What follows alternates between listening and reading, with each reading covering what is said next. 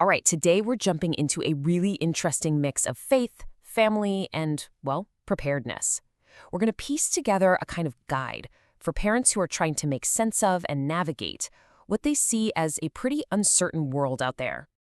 And really, it all boils down to this one question. This is the thing that connects all the different advice we're going to look at.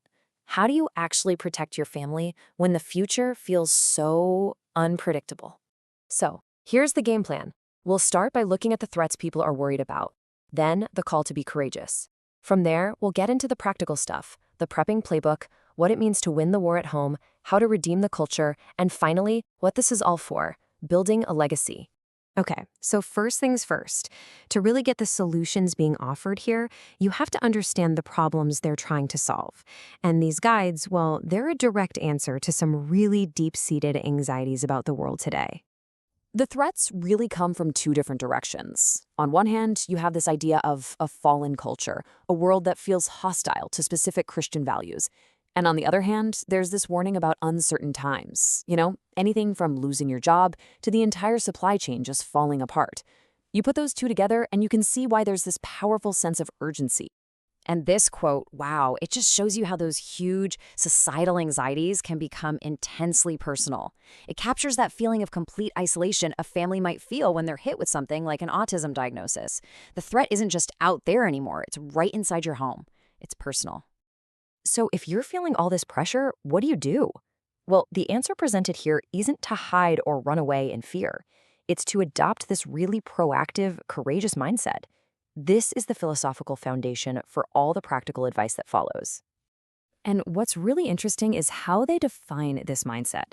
This quote is a straight-up call to action. It's all about taking charge, rejecting the idea of just letting things happen to you, and instead taking on this active, unapologetic leadership role, no matter the challenge. So yeah, it all boils down to this. Be courageous and resolute. This is more than just a catchphrase. It's framed as the essential state of mind you need to actually follow through on all the strategies we're about to look at. It's about conviction, it's about determination, especially when things feel uncertain. Okay, so let's get practical. How does this courageous mindset actually turn into a playbook? We're going to start with the really tangible physical steps that are recommended to keep a family secure. So, here's a list pulled from a podcast. You've got stuff you might expect, right? Bulk foods, a wood stove, firearms. But what's key here is how it's framed. It's not just about hoarding supplies for yourself. The idea is to build real resilience, to be resourceful, and ultimately to have enough so you can actually be useful and serve others in your community if and when a crisis hits. All right, let's shift gears now. We're pivoting from preparing for those big external crises to fighting an internal, deeply personal one. This is a fascinating look at how that same proactive, take-charge mindset gets applied to a family health crisis. The subtitle of the book itself really says it all. The language isn't about acceptance or management. It's framed as a war to be won. That word choice immediately conveys this sense of confrontation, this fierce determination to actively fight for a very specific outcome. So the book lays out this very clear three-part battle plan for what it calls healing the symptoms known as autism.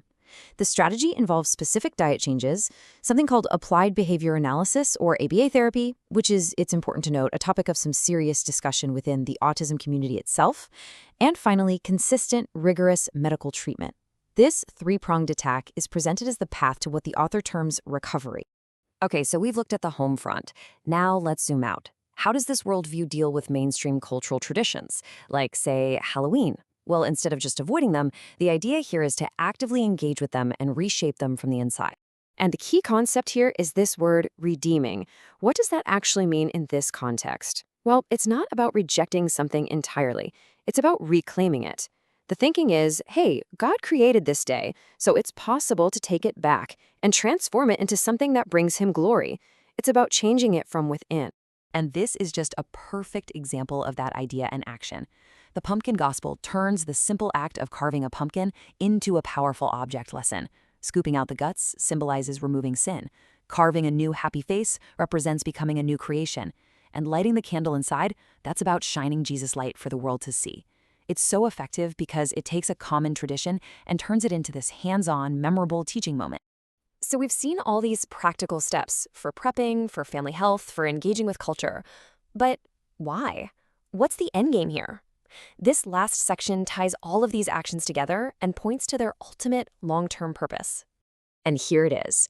This whole thing isn't just about surviving the next few years.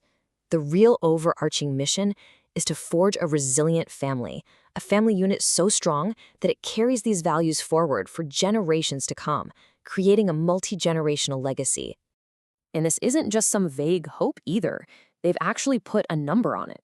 The ministry behind this has a stated goal of impacting 10 million families. That number really quantifies the sheer ambition here. It shows a clear vision for building a widespread grassroots movement with a massive generational reach. And all of this brings us to one final thought.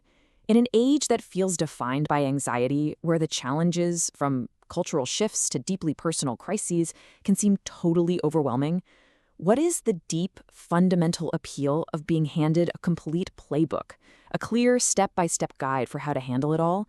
It's definitely a question worth thinking about.